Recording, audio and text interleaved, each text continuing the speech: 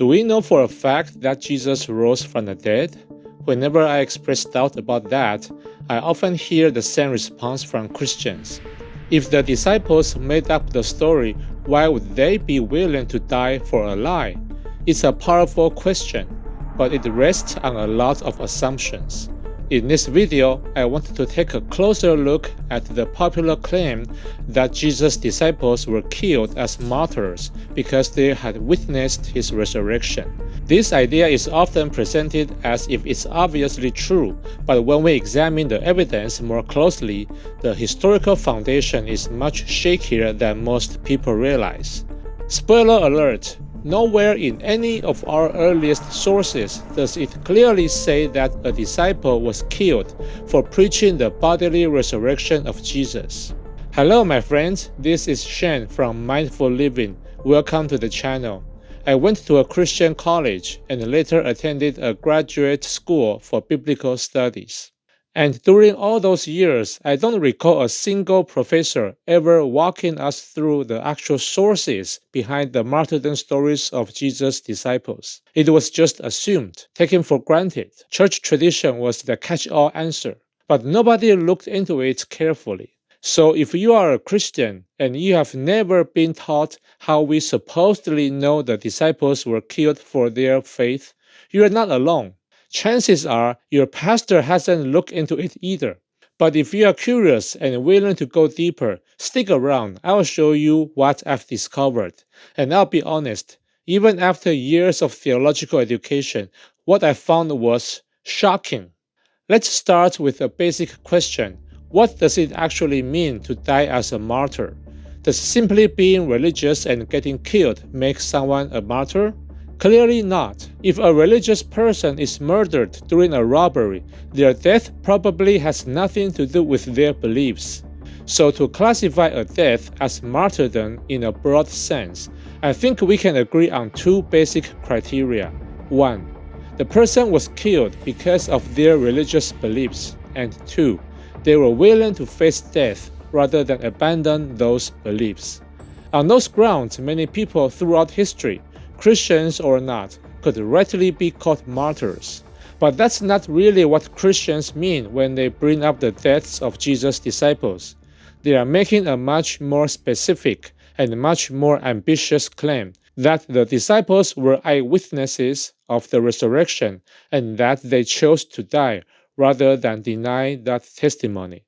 For that kind of argument to work, we have to add a third criterion, that the person actively preached the resurrection of Jesus, even when doing so put their life in danger. That's the only way their death could serve as meaningful evidence that they genuinely believed Jesus had physically risen from the dead, not just that they were devoted to his teachings. But once we apply this stricter standard to the stories of the disciples, things get much more complicated than many Christians assume. Because when people say the disciples died for what they saw, they are often incredibly vague. Who exactly are we talking about? Which disciples? Which eyewitnesses? And what evidence do we have that they were killed specifically for preaching Jesus' resurrection?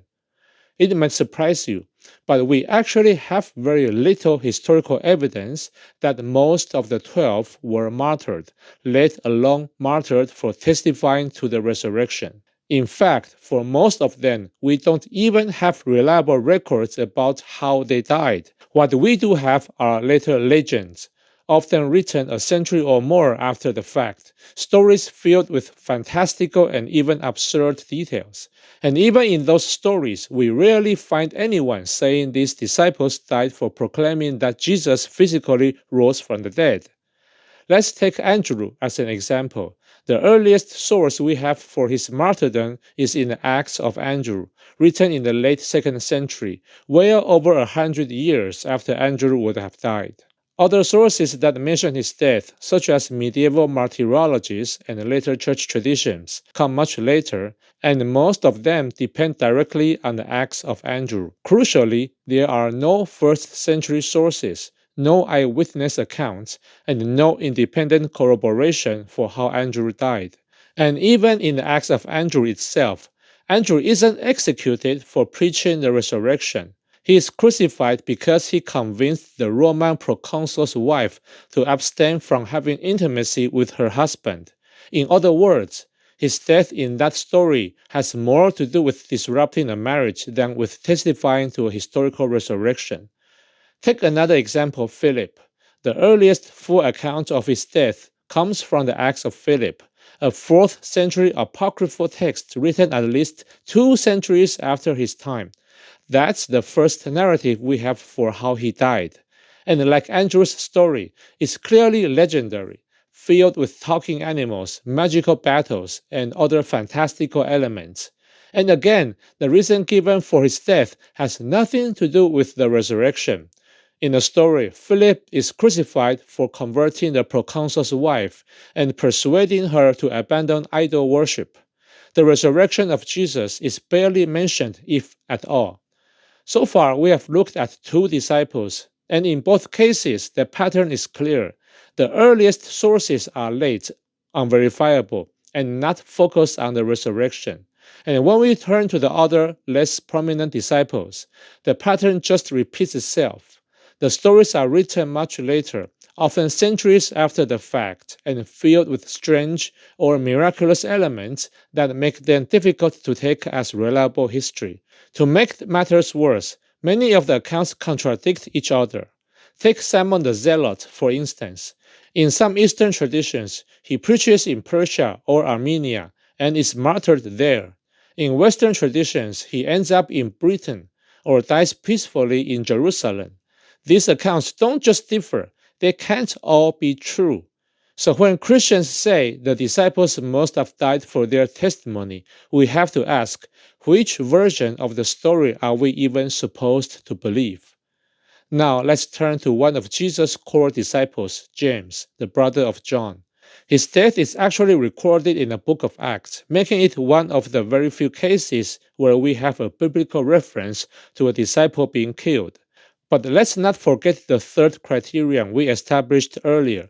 To support the resurrection claim, the person must have been actively preaching the resurrection of Jesus, even under threat of death.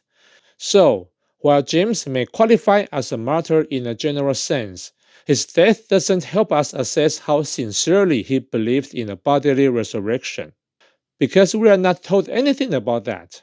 Acts 12, 1-2 simply says that King Herod had James executed by the sword to please the Jews. There's no mention of James preaching, no confrontation about his beliefs, and no indication that he was killed for testifying that Jesus rose from the dead. We don't even get a first or third person account of what James thought or said about the resurrection. His death is tragic, yes, but it cannot be used as evidence that he died for a deeply held resurrection conviction. So what about Peter? He's often held up as the most prominent martyr among the 12. Let's look at one of the earliest sources that's commonly cited as evidence, 1 Clement, a letter written near the end of the 1st century. Some Christians point to this text as proof that Peter was executed in Rome for preaching the resurrection. But when we actually read the passage in context, the story is far more ambiguous. Here's what 1 Clement chapter 5 verse 1-4 says. But to leave the ancient examples, let us come to those champions who lived nearest to our time. Let us take the noble examples of our own generation. Because of jealousy and envy, the greatest and most righteous pillars of the church were persecuted and contended unto death. Let us set before our eyes the good apostles, Peter, who because of unrighteous jealousy endured not 1 or 2, but many labors, and thus, having borne his witness, went to his appointed place of glory. Paul, by reason of jealousy and strife, showed the way to the prize of endurance. 7 times he was imprisoned, he was exiled, stoned, became a herald in the east and in the west, and won the noble renown due to his faith. He taught righteousness to the whole world and reached the farthest bounds of the west. And when he had borne his witness before rulers, he departed from the world and went to the holy place, having become the greatest example of endurance. Now take a closer look. Peter is said to have suffered because of unrighteous jealousy, which echoes earlier examples in the letter, like Cain and Abel, Jacob and Esau, and Joseph and his brothers. In each of those stories, the conflict is internal, among members of the same community or family, not about persecution from an outside authority. Also, notice what's missing. There is no mention of how Peter died, where it happened, or who was responsible. And the phrase "borne his witness," the Greek word martyria, doesn't necessarily mean execution. It can also mean faithful suffering or enduring hardship, not literal martyrdom. So the idea that First Clement clearly supports Peter's execution by Roman authorities, that's an interpretation, but it's not the only reading, and it's far from conclusive. The next earliest source that gives us a detailed account of Peter's death is the Acts of Peter, written in the late 2nd century, about 130 years after Peter would have died. This is the text that gives us the famous image of Peter being crucified upside down, supposedly at his own request, because he felt unworthy to die in the same manner as Jesus. But like the other apocryphal acts we have looked at, the Acts of Peter is filled with bizarre and fantastical elements. In chapter 13, for example, Peter brings a dead fish back to life. The narrative reads more like religious fiction than historical reporting. And contrary to what the historian Eusebius of Caesarea would claim later in the 4th century, that Peter was executed during Nero's persecution of Christians, the Acts of Peter says nothing about Nero at all. Instead, it gives a very different reason for Peter's execution. He had converted the wives of prefect Agrippa and Caesar's friend Albinus. And after their conversions, they refused to sleep with their husbands. This led to Peter being condemned.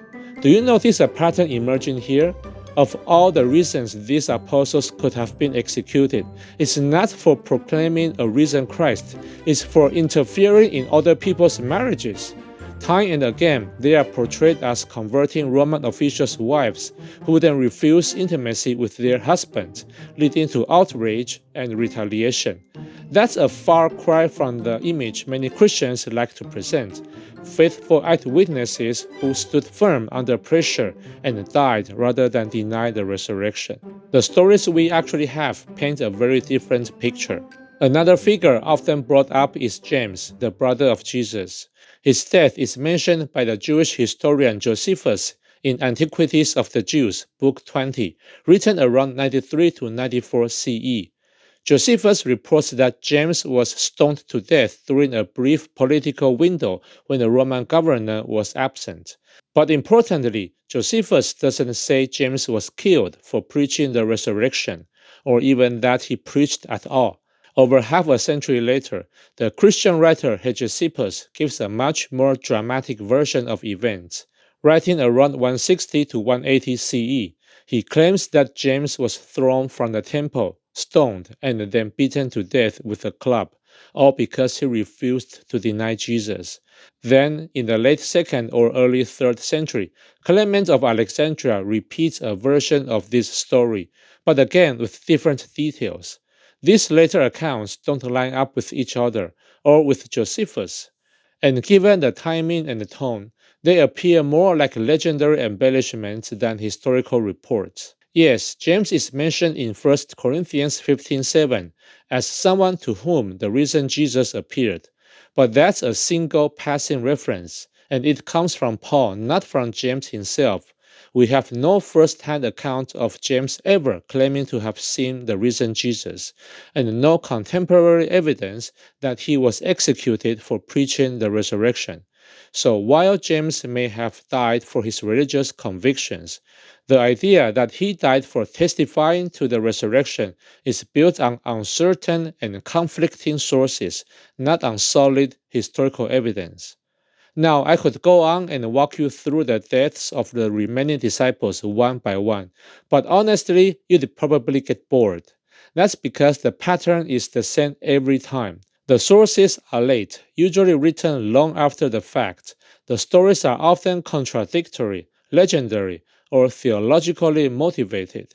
And most importantly, none of them clearly say the disciple was killed for preaching that Jesus rose from the dead. As you will see in this table, there's simply no clear link between their deaths and their testimony to the resurrection. It's almost as if the writers of these stories weren't even trying to prove that the resurrection happened. They had other goals, like moral lessons, symbolic drama, or reinforcing church authority. And that's what makes the modern apologetic use of these stories so puzzling. Today's Christian apologists try to use martyrdom as proof that the resurrection must be true, but the ancient sources they cite, they never make that connection. So I encourage you, go read these stories for yourself. Ask whether the version you have been told really holds up under scrutiny, because once you dig into the actual evidence, it becomes clear that the historical record doesn't say what many people assume it does. Now, at this point, some of you might be thinking, sure, these texts are late and legendary, but maybe they preserve earlier oral traditions. And yes, that's always a possibility. But here is a problem. We have no way of verifying what those supposed oral traditions actually were, or how much they changed over time. Oral stories evolve, especially in religious communities where symbolism, inspiration, and moral teaching often matter more than strict historical accuracy. And even if we grant that these disciples were killed as martyrs, let's not lose sight of the key issue. Being martyred doesn't automatically mean you died for a specific belief. You might be executed simply for being a follower of Jesus, for your faith in general, but that's not the same as dying because you stubbornly insisted, under threat of death, that you personally saw the risen Jesus with your own eyes. That's a much narrower and a much stronger claim. And as we have seen, none of the sources we have looked at support it. So the popular argument that the disciples wouldn't have died for a lie only holds weight if we can show that they were actually killed for proclaiming the resurrection. And the historical evidence for that, it simply isn't there. One more thing before we move on. The lack of evidence that the disciples preached the resurrection isn't just a side issue, it cuts to the very core of the martyrdom argument. Christians often say the disciples were killed for their testimony of seeing the risen Jesus, but when that claim doesn't hold up under scrutiny, it often gets quietly reframed. Well, okay, maybe they weren't all martyred, but they still risked suffering for preaching about Jesus, and that shows they were sincere. But here's the real problem. We don't even have reliable historical evidence that most of the 12 ever went out and preached about Jesus, let alone risk their lives doing it. After the crucifixion, most of the disciples fade into historical obscurity. The New Testament itself tells us very little about what they did next. And once we move beyond those writings, we were left with later traditions, stories that are often contradictory, filled with legendary elements, and notably don't link their suffering to preaching the resurrection. Have Christians ever stopped to ask, why don't we have any first century accounts that clearly describe the 12 by name, boldly preaching the resurrection of Jesus, aside from Peter, John, and a brief mention of James? If proclaiming the resurrection was really the defining mission of their lives, shouldn't we expect to find more concrete evidence of it? But we don't, and that historical silence speaks volumes. Among the few figures we do hear about, like Peter and John, Paul still stands out. He gives us something that we don't get from any of the 12, first-hand writings that clearly describe witnessing and preaching about the risen Jesus, even in the face of suffering and danger. Now, to be fair, the letters traditionally attributed to Peter and John, like 1 Peter and 1 John, do speak of Jesus' resurrection or affirm belief in him as the risen Lord. But even in those texts, we don't get a first-person testimony. There is no, I saw him with my own eyes, or here's what happened after the tomb was empty. Paul, on the other hand, not only discusses his own encounter with the risen Christ, he also describes the hardship and persecution he endured because of it. That gives us a rare and direct window into the cost of early Christian belief. But the reason I've waited until now to bring Paul into the conversation is because, ironically, he's not actually relevant to the question we have been exploring, and here's why. Paul was not an eyewitness to the resurrection in any historical sense. His encounter with Jesus comes years after the crucifixion, and he describes it as a revelation, a kind of visionary experience. It was internal, personal, and spiritual, and that puts him in the same category as modern believers who say they have seen the Virgin Mary, or Jesus, or even the Buddha. These visions can feel deeply real, life-changing even, but they don't count as historical evidence that someone physically rose from the dead. What's more, in 1 Corinthians 15, Paul places himself on the same level as the original apostles, treating his visionary experience as if it were equivalent to their supposed face-to-face encounters. But if his experience was visionary, then it raises an uncomfortable question. Could theirs have been the same? After all, we don't have any first-hand reports from the 12 disciples describing what they saw from the first-person point of view. What we do have is Paul's letter saying that the 12 disciples saw something, just as he did. So it's worth asking, what if all the original resurrection testimonies were like Paul's, vague, visionary, and only later interpreted or embellished into bodily appearances? If that's the case, then the whole argument that the disciples died for what they saw, as in a literal physical resurrection, starts to fall apart. Now, let's step back and recap. It's entirely possible that the disciples and Paul experienced something real, a vision, a presence, a deep inner conviction that led them to believe Jesus had risen. But the real question is, what kind of resurrection did they believe in? Was it physical, spiritual, symbolic? As I discussed in my earlier video, does Jesus' resurrection prove he's God? Ancient Greco-Roman cultures were filled with stories about heroic figures who died and were later said to live on, divinely, mythically, or in some transcendent way. That was the cultural air they breathed. So it's very plausible that early resurrection stories about Jesus evolved over time to fit those familiar narrative patterns. Some Christians might push back and say, but what about the Gospels of Matthew and John? They clearly describe a bodily resurrection. And that's true, they do. But those Gospels likely weren't written by the disciples themselves. Take the Gospel of Matthew. If Matthew, the disciple, actually wrote it, why does he copy the account of his own calling in chapter 9, verses 9 to 13, almost word for word from Mark chapter 2, verses 13 to 17, a gospel written by someone who wasn't even there? And in John 21:24, the gospel refers to its source using third person. His testimony is true, while suddenly switching to first person plural, we know. A strong sign that someone else was writing about John, not John himself.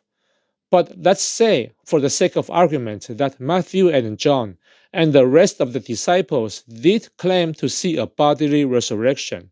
We still face a deeper problem. How do we know how sincere or truthful they were? People embellish or elevate stories all the time, not for profit or fame, but out of piety, reverence, or love. We see this in how we talk about beloved leaders, family members, or heroes, often exaggerating their courage, wisdom, or legacy to honor them.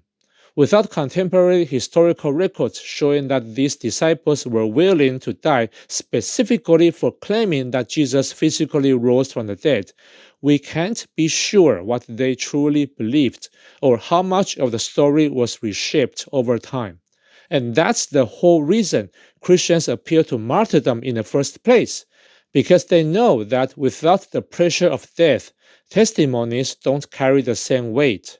But based on the actual evidence we have, that kind of pressure, the kind that puts belief to the ultimate test, just isn't there. To be clear, I'm not saying that the lack of martyrdom records prove Jesus didn't rise from the dead. That's not my claim.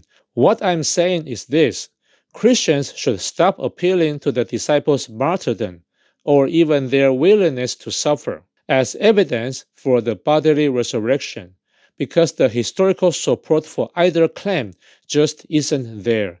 The idea that the disciples were killed or suffered because they refused to deny seeing the risen Jesus may sound compelling, but it falls apart under even modest scrutiny.